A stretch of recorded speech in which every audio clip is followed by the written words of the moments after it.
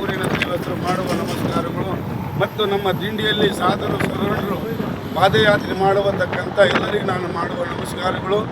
ಇವತ್ತಿನ ದಿನ 21ನೇ ತಾರೀಕಿಗೆ ಮನೆ ದೇವಸ್ಥಾನದ ಪಾದಯಾತ್ರೆ ಮಾಡ್ತಾ ನಾವು ವಿಜಯನಗರದಲ್ಲಿ ಹಂಪಿಯಲ್ಲಿ ಸ್ಥಳದಲ್ಲಿ ಈಗ 11ನೇ ವರ್ಷದ ಪಾದಯಾತ್ರೆ.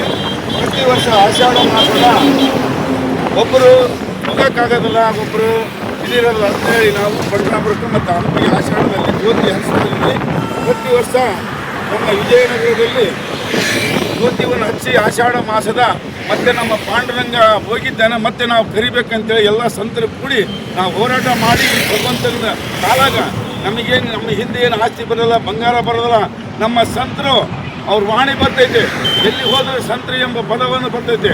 ನಾವು ಬಂದಿರೋದು ಖಾಲಿ, ಹೋಗ್ಬೇಕಾದ್ರೆ ಖಾಲಿ. ಇಂಥ ಸಂತರ ಮೇಳ ಇನ್ನೊಂದು ಜಲಮದಲ್ಲಿ ಸಿಗ್ತಾಯಿತೋ ಇಲ್ಲ ನಮಗೆ.